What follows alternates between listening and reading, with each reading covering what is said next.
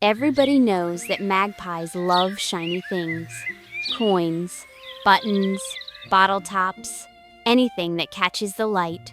But Mr. Magpie loved one shiny thing more than all the others: himself.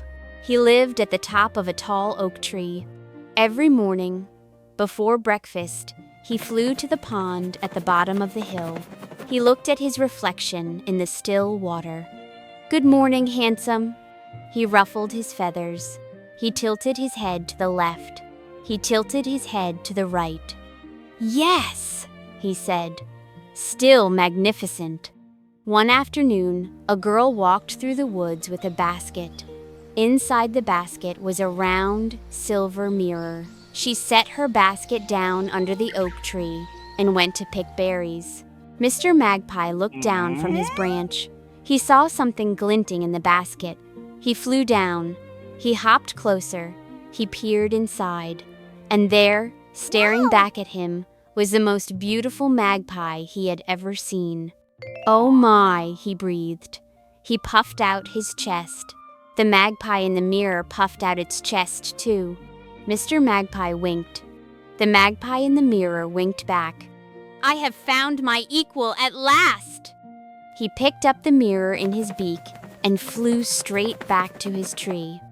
He stared at the mirror all afternoon.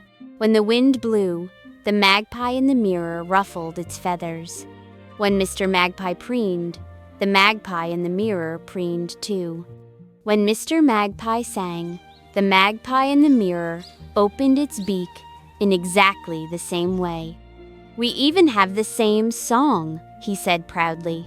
They did not have the same song. They had the same song because it was the same song. His neighbor, a round little robin, flew over to see what he was doing. "What is that?" asked the robin. "It is my friend. He is very handsome and very talented." "We think alike about everything," says Mr. Magpie. The robin tilted her head. "That's a mirror."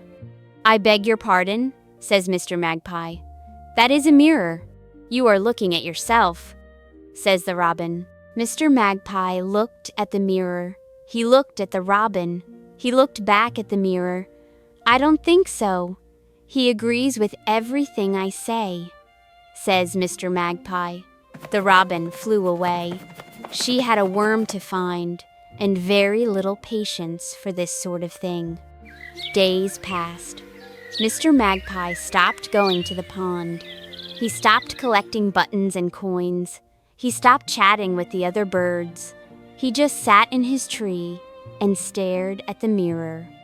He talked to it all morning.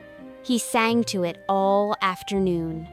He told it long stories about himself deep into the evening. It had no choice, of course. Then one night, a great storm blew through the forest. The oak tree shook. The branches bent. The mirror slipped from its branch, tumbled through the leaves, and, crack, fell to the ground and split in two. In the morning, Mr. Magpie flew down and looked at the pieces. He saw two magpies now. Both of them looked worried. Both of them looked a little smaller than before. He stood there for a long time. Then the robin landed beside him. "Are you all right?" says the robin. Mr. Magpie looked at the broken mirror. He looked at the robin.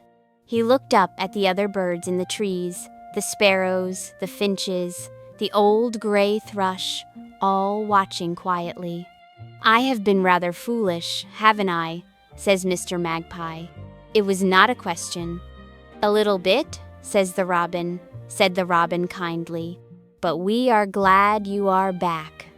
Mr. Magpie left the broken mirror on the ground. A beetle found it later and thought it made a very fine roof for his home. Someone always finds a use for these things. That morning, Mr. Magpie went back to the pond. He looked at his reflection in the still water. He still thought he was quite handsome. He was a magpie after all. But for the first time in a long time, he did not stay long. There were friends to visit. There were buttons to find. There were songs to sing to other birds who could actually sing back. Moral: the most interesting mirror in the world cannot show you anything as interesting as the world itself.